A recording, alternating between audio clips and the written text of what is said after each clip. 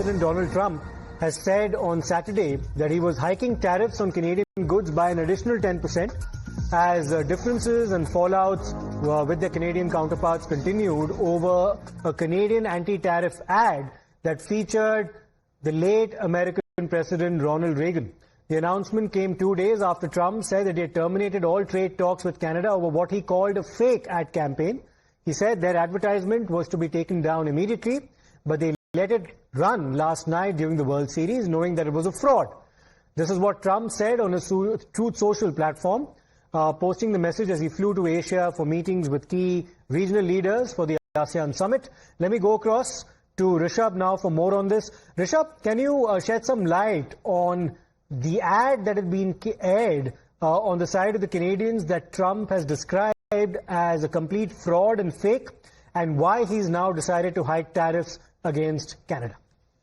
Well, that's what we are given to understand that the Reagan Foundation, which is Ronald Reagan's foundation, has said that Canada has created an ad campaign using selective audio and video of President Ronald Reagan, and the ad misrepresents the presidential radio address and did not seek or not receive, for that matter, permission to use and edit the remark. This is what the Reagan Foundation has come up with. Banking on this, United States President has gone ahead and has said that he is slapping 10% of additional tariff, and he has also clarified that this will be over and above the tariff that is already being placed on Canada. So this comes a couple of days, 2 days ago only the news came in that the whole trade negotiations or the tariff negotiations with Canada has been put on hold, for that matter, has been completely stopped. And if there is to be a negotiation, it will happen from the scratch.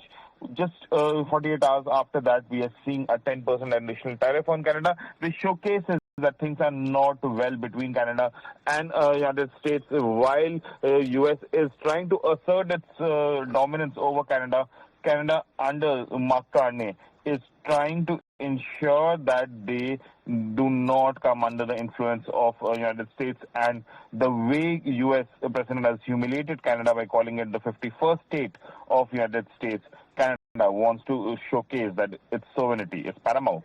Absolutely, Rishabh. This has been going on for quite some time, has it not? Because after he assumed presidency in the United States for a second term in the month of January, Trump, along with J.D. Vance, among a whole host of others, had made some very disparaging comments about Canada, referring to it as the 51st state, and that did not obviously go down well with the Canadian dispensation. So this is a long-standing set of differences that the Americans and Canadians have had since Donald Trump assumed power.